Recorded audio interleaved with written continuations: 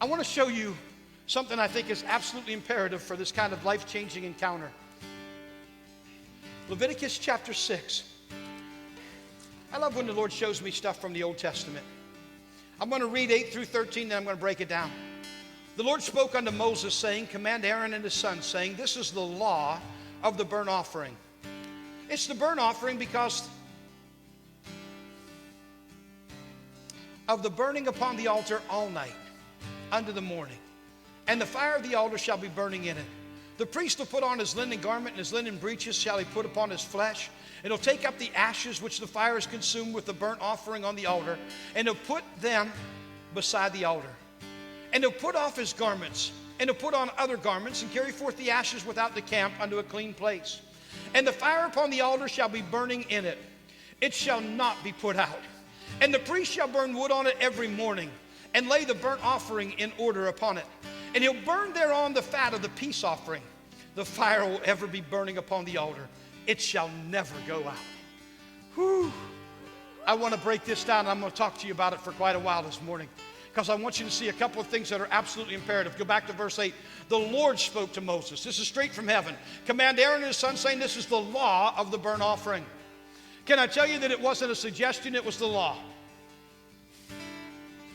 God didn't give us the 10 suggestions. He didn't say, this is the first and great suggestion. Love God and love people. Sometimes we treat what God says to us like it's a good idea for other people.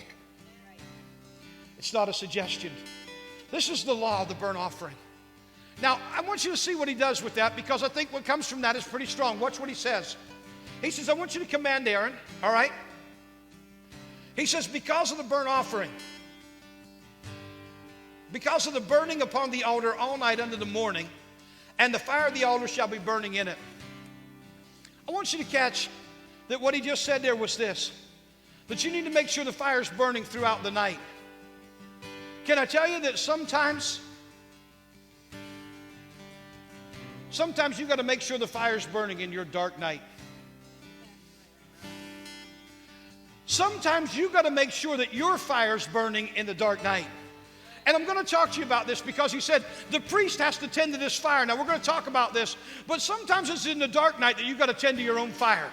Why? Because you're a royal priesthood. And I want to talk to you about this because I think it's really, really strong. But it's not about you getting with the right person so the right person lays their hands upon your head and now all of a sudden you're going to be in a good place. This isn't about somebody else touching you. This is about you touching heaven. Why? Because you're responsible for your fire. And it's not going to come because Pastor Dave laid his hands, or Pastor Rick or Ryan or me or somebody in the house. It's not going to come because you got with some televangelist. It's going to come because you have made a purpose and a determination in your heart. I'm touching heaven for me. Sometimes you got to do that in a dark night. The law of the burnt offering had to do with keeping the fire burning through the dark night. Sometimes that fire's got to be burning in the dark night. And I'm going to tell you, I'm going to be real transparent with you.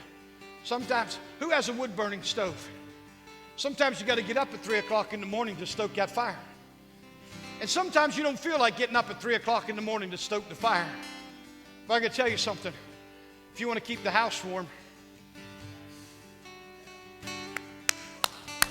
let me tell you, dads, some of you that stoke those fires in the middle of the night, you do it because why? Because you want to keep your family covered.